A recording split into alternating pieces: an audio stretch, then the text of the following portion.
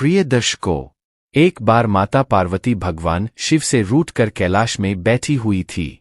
जब भगवान शिवजी उन्हें मनाने का प्रयास करते हैं, तब माता पार्वती कहती है, हे स्वामी, मैं जानना चाहती हूं कि पुरुषों को स्त्री के मन की बात क्यों समझ में नहीं आती है।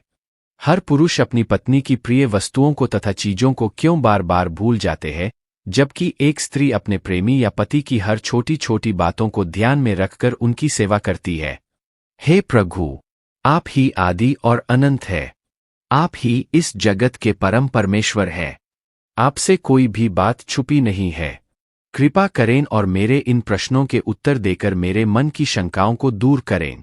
मित्रों, तब भगवान शिव कहते हैं, हे गौरी, आप सत्य कहती है कि हर पुरुष पत्नी के मन की बातों को तथा उनकी प्रिय वस्तुओं को भूल जाते हैं, किंतु इसके पीछे एक मुनि के शाप की कहानी है, जिसे आज मैं आपको सुनाता हूं। हे देवी पार्वती, जो भी पति पत्नी इस कहानी को सुनते हैं, वे हमेशा एक दूसरे के प्रति प्रेम में वृद्धि करते हैं। मित्रों, आपने अक्सर देखा होगा कि कुछ जोड़ियां पति पत्नी कम दोस्ती ज्यादा निभाते हैं, वहीं किसी के जीवन में हमेशा क्लेश रहता है। इसके पीछे के कारण उनका मानसिक शारीरिक जुड़ाव होता है। तो चलिए आज की कहानी को शुरू करते हैं, ताकि हमें पता चले कि स्त्री पुरुष के बीच में प्रेम संबंध कैसे बढ़ जाते हैं। मित्रों, भगवान शिव कहते हैं, हे देवी पार्वती, पूर्वकाल की बात है, जब त्रेता युग आरंभ हुआ था। महाभारत के गुरु वंश के राजा दुष्यंत राज करते हैं। वहीं दूसरी तरफ राजा दशरथ के पुत्र श्रीराम का भी जन्म हुआ था। यह दोनों घटनाएं एक ही समय की है, जिसका वर्णन रामायण और महाभारत में मिलता है। मित्रों, भगवान शिव कहते हैं, हे देवी पार्वती, एक दिन की बात है, जब हस्तिनापुर राजा दुष्यंत शिकार के लिए वन में गए थे। उस समय महाराज एक हिरन का पीछा कर रहे थे। भागते दौड़ते हुए प्यास लगने के कारण राजा दुष्यंत महर्षि कंव के आश्रम में पहुंच गए। वहां हस्तिनापुर नरेश छाया में शांत होते देख एक ऋषि ने गुस्से में आकर कहा कि राजन, इस वन में किसी भी प्राणी का शिकार करना वर्जित है। यह महर्षि का आदेश है। तब ऋषि की बात सुन राजा दुष्यंत ने शिकार न करने का निर्णय लेते हुए उन्हें वचन दिया और वहां से वापस अपने रथ की ओर जाने लगे। तभी निराश होकर राजा दुष्यंत को वापस जाता देख उस ऋषि ने उन्हें आश्रम के अंदर आने के लिए कहा। उन ऋषि का आदर करते हुए महाराज दुष्यंत उनकी बात को नहीं टाल सके और आश्रम के अंदर चले आए। फिर जब उन्हें पता चला कि वह आश्रम महर्षि कंव का है। मित्रों, भगवान शिव कहते हैं, हे देवी पार्वती, राजन को इस बात की पुष्टि हुई कि यह आश्रम उनके पूजनीय गुरु कंव का है। तब उन्होंने भीतर प्रवेश करते हुए मुनीश्वर को आवाज लगाई। तभी उनके समक्ष एक अति सुंदर और मन को मोहने वाली युवा स्त्री आ गई, जिसका नाम शकुंतला था। जिसे देख महाराज दुष्यंत उस युवती पर अत्यंत मोहित हो गए। प्रत्येक अतिथि की तरह महाराज दुष्यंत का भी आदर करते हुए उस युवती ने उनका यथोचित से स्वागत किया और महर्षि कंव की अनुपस्थिति के बारे में बताते हुए कहा, हे राजन, महर्षि तो तीर्थयात्रा पर गए हैं, किंतु आपका यहाँ स्वागत है। मित्रों, भगवान शिव कहते हैं, हे देवी पार्वती, शकुंतला ने महाराज दुष्यंत की पूरी निष्ठा और सेवाभाव से सत्कार किया था। शकुंतला की सेवा भाव से प्रसन्न होकर महाराज दुष्यंत ने उनसे पूछ लिया कि देवी, आप कौन है? तब वह कन्या बोली, महाराज, मेरा नाम शकुंतला है और मैं महर्षि कंव की पुत्री हूं। शकुंतला की बात सुन महाराज दुष्यंत आश्चर्यचकित होकर एकदम से बोल पड़े, परंतु देवी, महर्षि तो आजीवन ब्रह्मचारी है, फिर आप उनकी पुत्री कैसे हुई? महाराज दुष्यंत की दुविधा को देख शकुंतला ने उन्हें अपनी अभागी जीवन गाथा को और स्वयं के माता पिता की सत्यता से अवगत कराते हुए कहा, हे राजन, वास्तव में मैं राजर्षि विश्वामित्र और स्वर्ग की अप्सरा मेनका की पुत्री हूं। मेरे जन्म की बड़ी विचित्र कहानी है। जब ऋषि विश्वामित्र घोर तपस्या कर रहे थे, तब देवराज इंद्र ने उनकी तपस्या को भंग करने हेतु अप्सरा मेनका को धरती लोक पर भेज दिया था। तभी ऋषि ने उनके साथ प्रेम संबंध स्थापित किए थे, जिस कारण से मेरा जन्म हुआ था। किंतु नहीं मेरे पिता ने मुझे पाला और नहीं मेरे माता मेनका ने।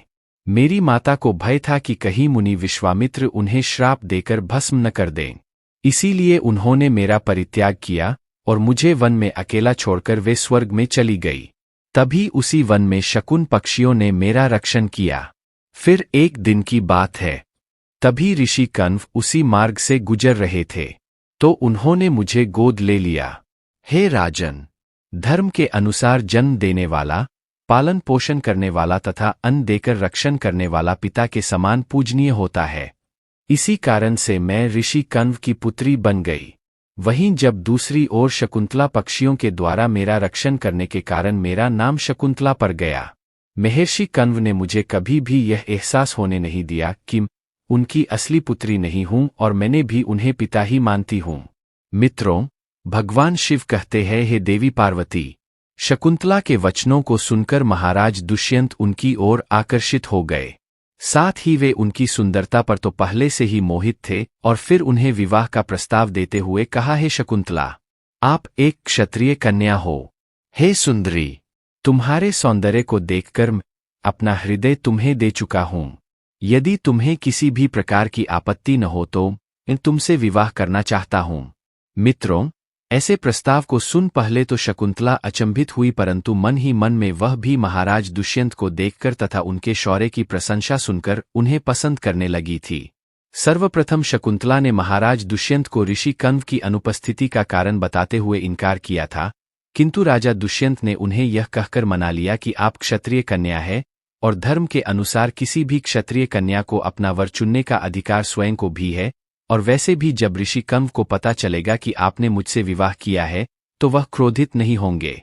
दुष्यंत के समझाने के पश्चात शकुंतला विवाह के लिए मान गई और उन्होंने गंधर्व विवाह कर लिया। मित्रों, भगवान शिव कहते हैं, हे देवी पार्वती। कुछ समय महाराज दुष्यंत ने शकुंतला के साथ विहार करते हुए वन में ही समय व्यतीत किया। फिर एक दिन वे शकुंतला से बोले, हे प्रियतम, मेरे कंधों पर हस्तिनापुर राज्य की जिम्मेदारी है और अब मुझे अपना कर्तव्य पूरा करने हेतु हस्तिनापुर जाना ही होगा। यह कहकर महाराज ने शकुंतला को अपने प्रेम के प्रतीक रूप में अपनी दिव्य स्वर्ण मुद्रिका दी और हस्तिनापुर वापस चले गए और उन्हें आश्वासन दिया कि जैसे ही ऋषि कण्व अपनी यात्रा से वापस आएंगे तब वे उन्हें शीघ्र ही अपने साथ विदा कर हस्तिनापुर ले जाएंगे। मित्रों, उसके बाद समय बीतता गया और इसी बीच शकुंतला को पता चला कि वह गर्भवती है और शीघ्र ही ऋषि कण्व भी अपनी तीर्थयात्रा से अपने आश्रम में आते ही प्रसन्नतापूर्वक शकुंतला ने उनसे महाराज दुष्यंत के साथ अपने गंधर्व विवाह के बारे में बताया। यह समाचार सुनकर ऋषि कण्व पहले तो बहुत प्रसन्न हुए, परंतु उसके बाद महर्षि कण्व ने शकुंतला को धर्म का ज्ञान देते हुए कहा कि हे पुत्री, विवाह के पश्चात किसी भी कन्या को अपने पिता के घर में रहना उचित नहीं होता है, और बोले, एक विवाहित कन्या का विवाह के बाद उसके पिता का घर पराया हो जाता है तथा उसका अपना पति का ही घर होता है। जो स्त्री पति के सुख दुख में साथ रहती है वह पति और पिता का गौरव बढ़ाती है। हर परिस्थिति में एक स्त्री को अपने पति का साथ देना चाहिए। उसे इतना कहकर ऋषि कण्व ने समझाया, हे पुत्री, तुमने उचित ही पुरुष का वर्णन किया है जिसका आज तीनों लोकों में गुणगान है। मित्रों, महर्षि कण्व ने खुशी खुशी अपनी पुत्री शकुंतला की विदाई करते हुए उन्हें अपने 4 शिष्यों और एक दासी के साथ हस्तिनापुर के लिए रवाना कर दिया। आश्रम से हस्तिनापुर के लिए आगे बढ़ते हुए मार्ग में एक शिष्य ने शकुंतला से सरोवर के पास रुककर विश्राम करने का निवेदन किया। शकुंतला भी थक चुकी, घर के पास रुककर विश्राम करने का निवेदन किया। शकुंतला भी थक चुकी थी, इसलिए उन्होंने सहमति दे दी और अपनी दासी प्रियवंदा के साथ विश्राम करने लगी। जब शकुंतला सरोवर में पानी पीने गई थी तब उन्हें पता भी नहीं चला और उनके हाथ से महाराज दुष्यंत के द्वारा प्रेमचंद के रूप में दी हुई अंगूठी सरोवर में उनके हाथ से निकलकर गिर गई। वहीं दूसरी तरफ उस मुद्रिका को सरोवर की एक मछली ने निगल लिया। फिर अगले दिन जब शकुंतला हस्तिनापुर पहुंची और वहां के राजदरबार में गई, परंतु राजा दुष्यंत ने उन्हें पहचानने से इनकार कर दिया। वह बार बार सभासदों के सामने कहती रही कि महाराज, आपकी पत्नी शकुंतला हूं, लेकिन महाराज दुष्यंत ने यह कहते हुए पहचानने से मना कर दिया कि मैं तुम्हें नहीं जानता, यह औरत कौन है। ऐसा कहकर अपने सैनिकों द्वारा उसे राज्य से बाहर निकाल दिया। मित्रों, भगवान शिव कहते हैं, हे देवी पार्वती, मैं आपको विस्तार से बता दूं कि शकुंतला से विवाह के पश्चात जब महाराज दुष्यंत वापस हस्तिनापुर लौट रहे थे तो वे महर्षि दुर्वासा के आश्रम के पास से गुजर रहे थे। तभी राजन अपनी प्रिय पत्नी के और राज्य के विचारों में पूरी तरह से डूब चुके थे।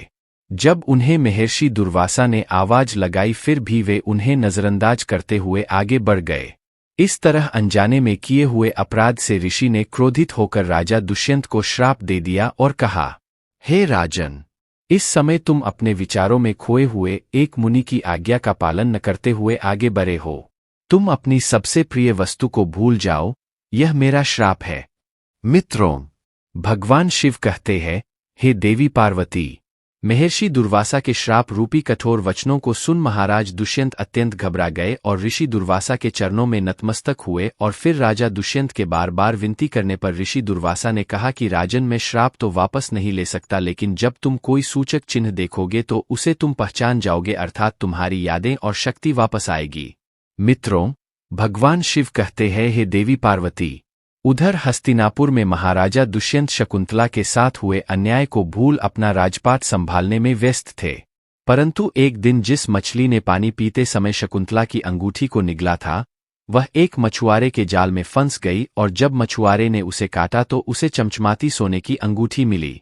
उस अंगूठी को देख मछुआरा बहुत खुश हुआ और वह उस दिव्य अंगूठी को बेचने के लिए राज्य के एक सुनार के पास पहुंच गया। मित्रों, होनी को कुछ और ही मंजूर था।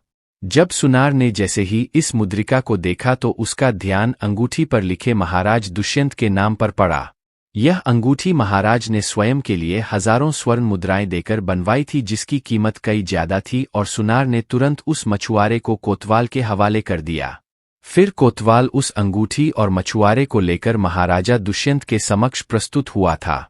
पहले तो महाराज दुष्यंत उस अंगूठी को नहीं पहचान पाए, परंतु उस मुद्रिका को हाथ में लेते ही महाराज दुष्यंत को शकुंतला से जुड़ी सारी बातें याद आ गई और उन्होंने मछुआरे से पूछा कि तुम्हें यह अंगूठी कहाँ मिली।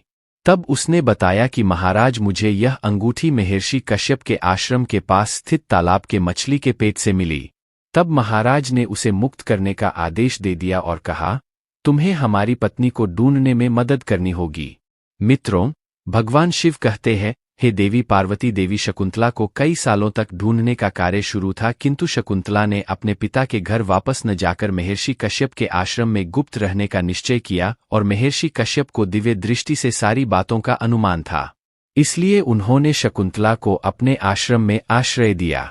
वहीं दूसरी तरफ देवताओं और दैत्य में भीषण युद्ध शुरू हुआ, जिसे हम देवासुर संग्राम के नाम से जानते हैं। जब देवराज इंद्र ने महाराज दुष्यंत को देवताओं की ओर लड़ने का आमंत्रण दिया, तब वे तुरंत अपने सारे दिव्य अस्त्र शस्त्र लेकर युद्ध में भाग लेने के लिए चल दिए। जब इंद्र सहित देवताओं ने भी महर्षि दधीचि के पास जाकर उनके हड्डियों से वज्र और अन्य कई सारे अस्त्र प्राप्त किए। महाराज दुष्यंत, इंद्र और जामवंत जी ने भीषण युद्ध कर सभी असुरों का वध किया और फिर से स्वर्ग में धर्म की स्थापना की और फिर देवताओं के द्वारा सम्मान देकर राजन दुष्यंत को एक विमान भेंट करके पृथ्वीलोक पर वापस अपने राज्य को जाने की आज्ञा दे दी। मित्रों, भगवान शिव कहते हैं, हे देवी पार्वती, जब राजन अपने विमान में बैठकर वापस हस्तिनापुर लौट रहे थे, उसी समय महर्षि कश्यप के आश्रम के पास एक छोटा बालक 4 शेरों के बीच अकेला खेल रहा था, जिसे देख राजा अत्यंत आश्चर्यचकित हो गए।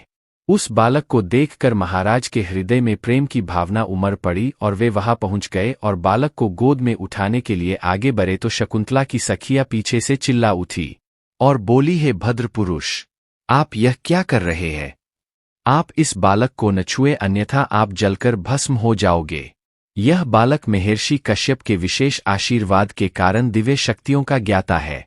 आपकी इसी में भलाई है। आप इस बालक से दूर रहें, यही आपके लिए उचित है। मित्रों, भगवान शिव कहते हैं, हे देवी पार्वती, क्योंकि बालक की भुजा में एक अत्यंत जहरीला सांप डोर बनकर बंधा हुआ था और जो भी बालक को छू लेता था उसी सांप के वीर्य के कारण वह जलकर मर जाता था। फिर भी यह बातें सुनकर भी दुष्यंत स्वयं को न रोक सके और उन्होंने बालक को अपनी गोद में उठा ही लिया। उसी समय सभी सखियां आश्चर्य से देख रही थी कि भारत की भुजा में बंधी सर्प डोर पृथ्वी पर गिर गई है। सभी को ज्ञात था कि बालक को जब उसका पिता अपनी गोद में लेंगे तब वह काला डोरा पृथ्वी पर गिर जाएगा। उस समय सखियां प्रसन्न होकर भागते हुए शकुंतला के पास गई और सारा वृत्तांत शकुंतला को सुनाया। यह सुनकर शकुंतला भी दौड़ते हुए महाराज दुष्यंत के पास आई और जब शकुंतला को देखते ही महाराज दुष्यंत ने उन्हें तुरंत पहचान लिया। तत्पश्चात शकुंतला से अपने किए के लिए क्षमा प्रार्थना मांगी और कश्यप आर्य की आज्ञा लेकर शकुंतला और अपने पुत्र को लेकर हस्तिनापुर लौट आए और शकुंतला को सारी प्रजा के सामने अपनी रानी के रूप में स्वीकार किया।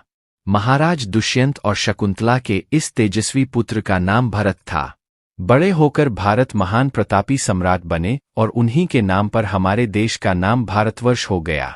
मित्रों, भगवान शिव कहते हैं, हे देवी पार्वती, अब मैं आपके प्रश्नों के उत्तर देता हूं।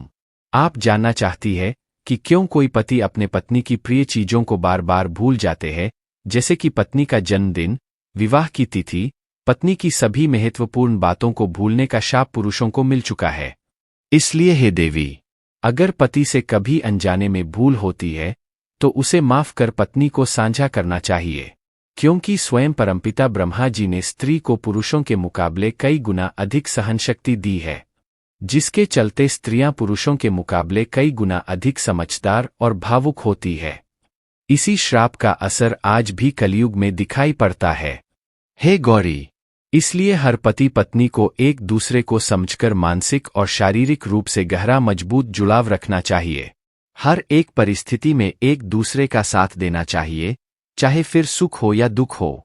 भगवान शिव कहते हैं, हे देवी पार्वती, जो भी पति पत्नी मेरी पूरी श्रद्धा के साथ पूजा आराधना करते हैं, मैं उनके जीवन के समस्त पापों को और दुखों को मैं हर लेता हूं तथा मृत्यु के बाद उन्हें मुक्ति मिल जाती है। तो मित्रों, आशा करते हैं आपको यह कथा अवश्य ही पसंद आई, तो वीडियो को लाइक करें, परिवार के साथ शेयर करें और कमेंट में हर हर महादेव जरूर लिखें। साथ ही चैनल को सब्सक्राइब करें। आप सभी का धन्यवाद।